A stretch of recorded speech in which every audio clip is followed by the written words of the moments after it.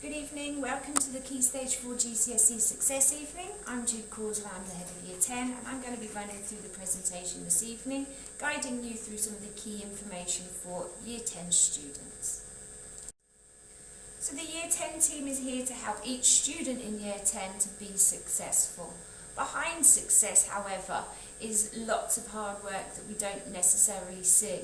So we expect our students to be dedicated, to be putting in lots of hard work, to be helped create some good study habits, including revision techniques and time management, making sure that they are prioritising the work that they need to be doing each evening. They will come across some failures at some point. They will fail in what they want to achieve, and that's absolutely fine. If they don't fail, they won't know what they need to do to move forwards to be successful. So we want to encourage failure and celebrate it to ensure that students are able to success in moving forwards in their journeys.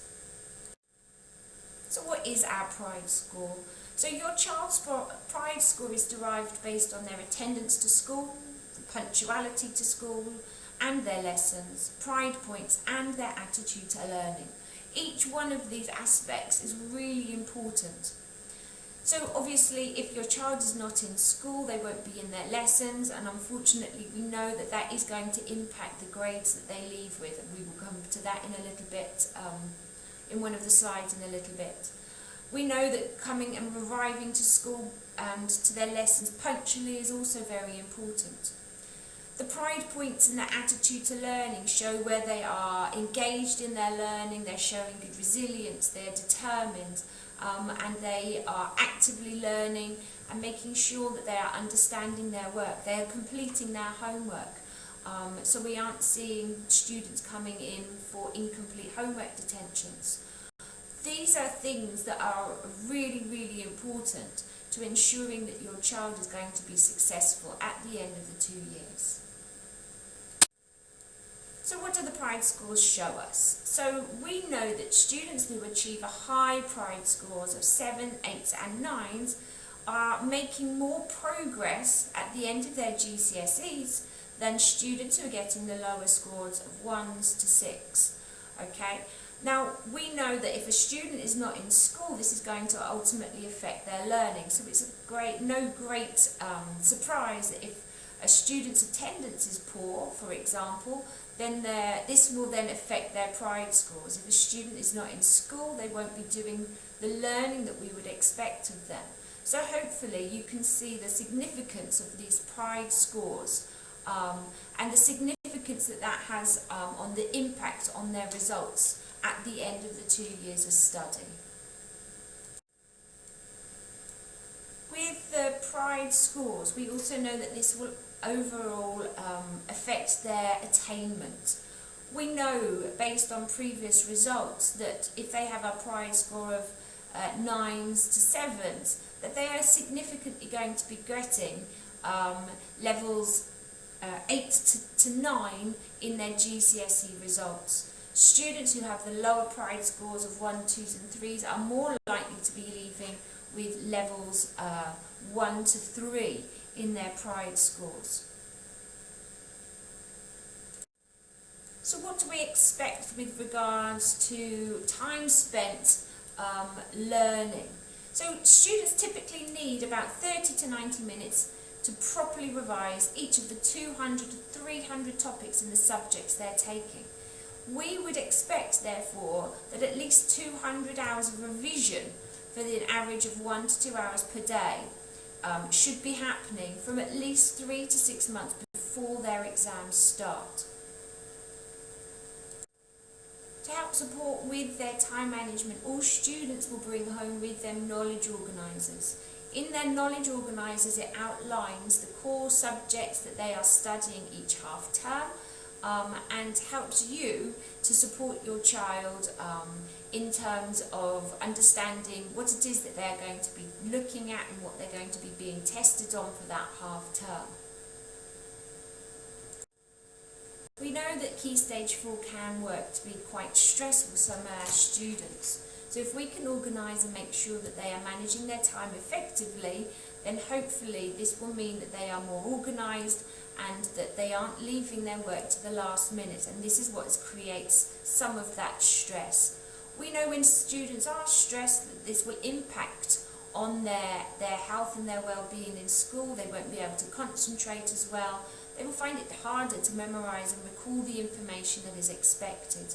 And we don't want to have this negative impact on their long-term revision techniques and their performance in their exams. So here are some of our top stress management techniques. So the first one would be to avoid any major life changes. 2 would be to create a positive revision environment, somewhere that suits your child's needs. Some students like to revise in dead silence. Other students need to have some sort of background noise. It helps them concentrate more. This is going to be individual, and trying to work out what that environment looks like is going to be really important. But somewhere there is out of everybody else's way, that it's quiet, then they're not going to get interrupted, is a really good starting point. We think that improving your health and fitness is really going to be important as well. Making sure that there are regular study breaks and you are not taking too long to be revising. We know the health benefits of physical activity. Helps release endorphins to make everybody feel a little bit happier about themselves, and we know that that's a really good stress management technique. Helping them to develop social support network. Now this could be from their peers, this could be through yourselves as parents, having those communications, talking about what it is that they need to do, what's making them feel stressed. Being able to talk to people is also really important.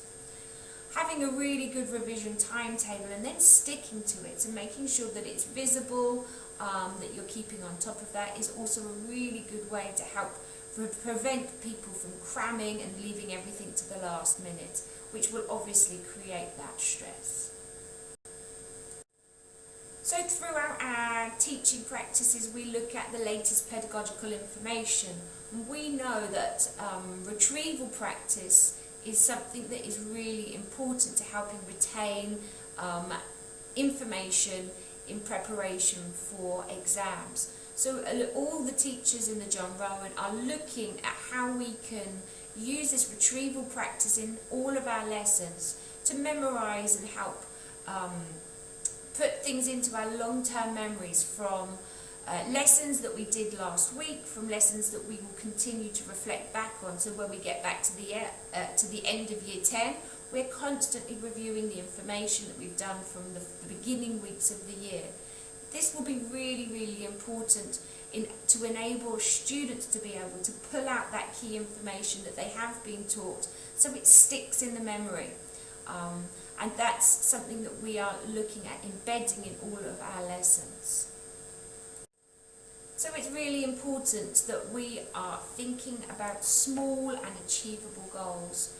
Okay, if we've got something that we're working towards, we need to break that down into smaller milestones so that we're able to get there in a way that doesn't feel overwhelming, and it makes it much, much more manageable. So finally, we just need to talk about how we are looking at assessing our year 10s. So our mid-year assessments will be coming up after Christmas. So for 2 weeks commencing the 10th of January, all of our students are going to be doing their mid-year assessments.